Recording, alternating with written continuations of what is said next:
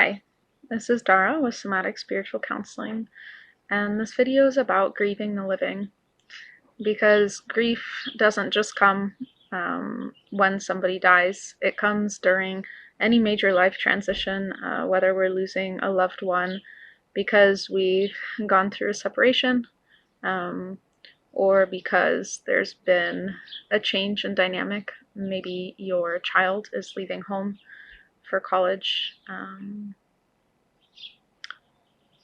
These are grief processes as well. And I find oftentimes that we don't acknowledge them as such.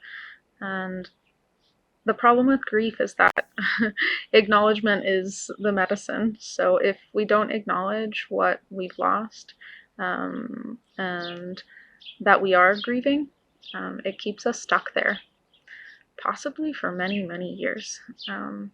So what are some of the things that we might be grieving besides somebody who has died? We could be grieving the loss of our innocence in a traumatic event, especially with sexual abuse.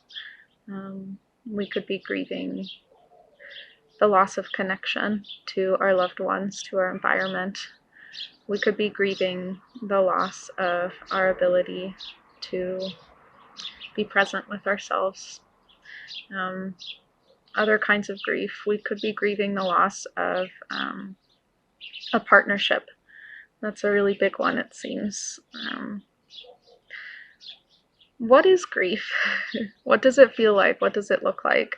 How does it manifest? Grief is really tricky because it's different for all of us, and there's no timeline on it. One thing I've noticed that's a pretty telltale sign of grief is a sense of vacantness or of the void. Either that or a fear of the void. But some connection to this sense of emptiness, of hollowness, of irreparable damage, maybe a sense of brokenness. And I see this with so many of us. We wear our brokenness almost as a badge of honor, because in a way it is. It's a way that we've been initiated into life through our pain. The problem is, this is not the end of the path. The end of the path is not living one's entire life broken as a badge of honor, right? And I'm not necessarily saying the next step is to mend, because oftentimes it isn't. Death and grief is part of a larger rite of passage. Let's call it the hero or the heroine's journey, where we venture out and we lose either a part of ourselves or something else. Let's say there's some sort of death.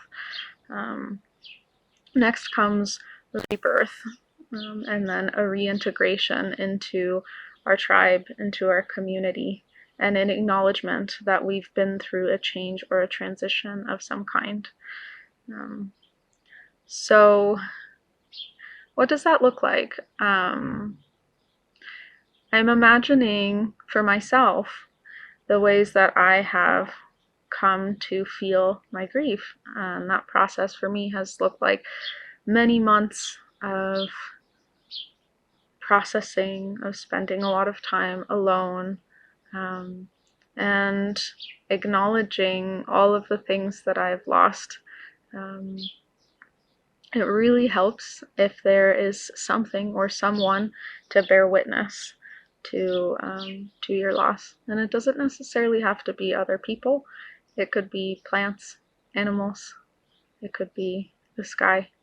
Something, anything that you're in conscious relationship with. Maybe speaking to a fire, speaking to the water. If you do have people who can witness you in prayer or in sadness or in your process, maybe that's a good counselor. That can be really helpful as well. I'm sure you've had the experience of being heard by another person and feeling seen, it can be really therapeutic. That can be enough, right? To simply be acknowledged on that level. And then what comes next after acknowledgement? There's a movement in grief towards acceptance. That is the next phase. And I think this is where people sometimes stagnate, right? There's an acceptance of what we've lost and the pain we've been through, and a surrender to it. And then we can stay in that and sit in it and say, wow, look at everything I've been through. Look at how broken I am, or how damaged I am. This is really big in our culture. We love being damaged. But the truth is that none of us are really damaged, right? This is just an experience we've had, and underlying it, there is some essential wholeness that we are meant to return to be of greater service and of greater benefit to those around us.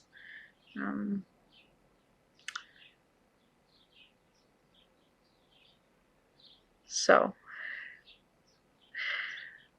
how do we accept ourselves? How have you accepted yourself or not accepted parts of yourself?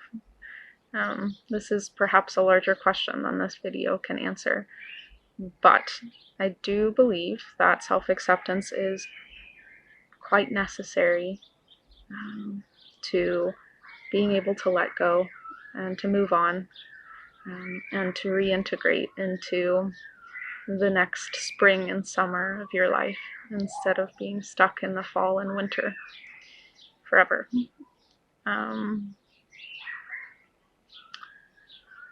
So step one, acknowledge the grief. And I think this can be quite transformative to simply acknowledge, okay, yeah, this is grief, I'm feeling grief. Because like I said, grieving the living, grieving irreparable damage or loss in relational dynamics or within one's own psyche, often doesn't get framed that way, and often doesn't get the proper attention and support because it's not being named properly. So I'm curious what this video evokes in you. What in your life do you wear as a badge of brokenness? And what ways might your life transform if you allowed that cycle to move through and become fresh and young again instead of old and dying? So if you have any questions or reflections, I'd love to hear from you. You can find us at somaticspiritualcounseling.com. And again, my name is Dara. And thank you for watching today's video on Grieving the Living. I'll see you next time.